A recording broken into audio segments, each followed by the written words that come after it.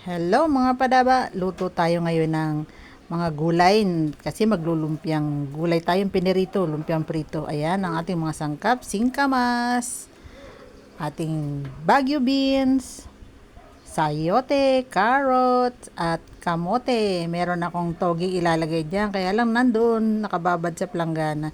Itong ating sibuyas at bawang. Nilinis ko kasi yung togi maigi. Tapos binabad ko sa tubig, nasa planggana. Yan, bawang. Gisa-gisa tayo. Lagyan natin ng asin. O, para gisa pa lang, bawang may lasa na. O, para masarap ang ating gulay. Sibuyas. Lagay tayo maraming sibuyas. Kasi yung bawang at sibuyas, pagka ginisa natin yung mga gulay na panlahok natin, ang bango-bango niyan. Ang sarap. Tapos, paminta. Ayan, para well seasoned yung ating lumpia mamaya kapag ating pinirito na. Gusto ko kasi yung masarap ang gisa sa gulay pag panlumpia. Ayan, nilagyan ko yan ng bid-bid, yung lady fish. Hindi ko nilagyan ng pork o kaya kung ano mang karne. Basta yan ang gusto ko.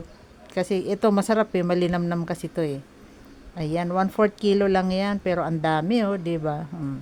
Matipid na, masarap pa. Yan tayo, ganyan 'di ba no? Sa panahon ngayon, kailangan nating isipin yung mga bagay na yan Makakakain ka ng masarap, hindi ka naman masyado nagastusan. Ayan, sangkot siya nating maigi. Ang bango, bango mga padaba Nandito kayo, maamoy nyo, ang sarap niya. Gisa pa lang ang bango-bango na.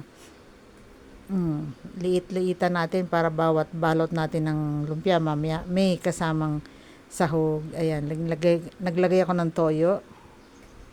Pampalasa, pampasarap, pampabango. Lagyan na natin yung singkamas. Unahin natin na singkamas kasi medyo matagal-tagal maluto yan. Siya munang uunahin ko. Haluin natin ng very, very slight lang na halo. Isusunod na natin ang sayote. Pareho sila ng texture ng sayote.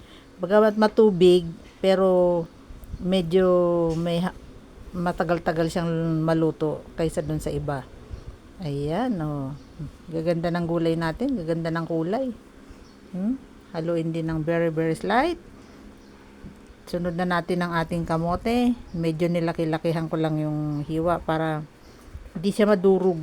Kasi masarap yung pagkagat mo dun sa lumpia.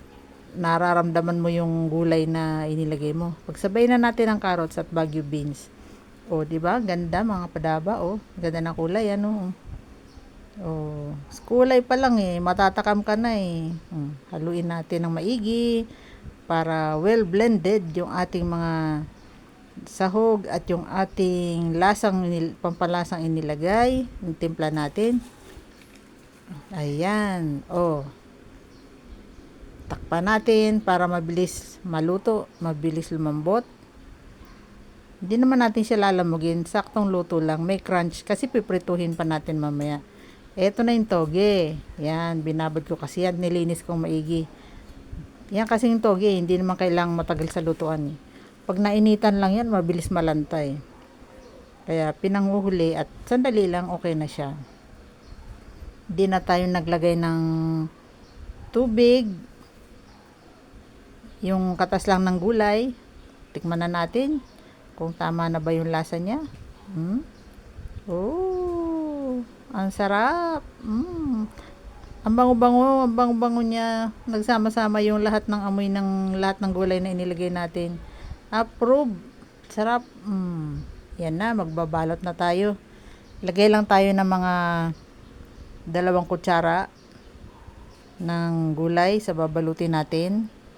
Yan, Habang binabalot ko ito, sa mga hindi pa po nakasubscribe, subscribe na po, like and share, para marami din tayong mabahagi na ng ating mga i-upload na videos ni Bicolanas Cooking. Ayan. 'Di ba? Hindi tayo masyadong mahilig tayo kumain yan, mahilig tayo magluto, pero tayo masyadong magaling sa pagbabalot niyan. Basta babalutin natin. Yan natin ng slurry, yung cornstarch na nilusaw sa tubig para dumikit, hindi bumuka pagka pinirito na. Ayan, oh, yan na, yan na. Yan na yung ating mga nabalot. Prito na tayo ngayon. Diba? Sandaling-sandali na lang pag-iintay natin, kakain na tayo. Nandito na tayo sa pagpiprito. O, ayan, o. Ayan, kagandahan. Ganda lang kulay ng ating lumpia. Nakakatakam. Ayan, o. Kayo ba mga padaba, nagluluto din ba kayo ng ganito? O, try nyo to. Masarap. Malaking masisave nyo. Tsaka hindi kayo bitin. Masarap yan. Approve. Love, love, love.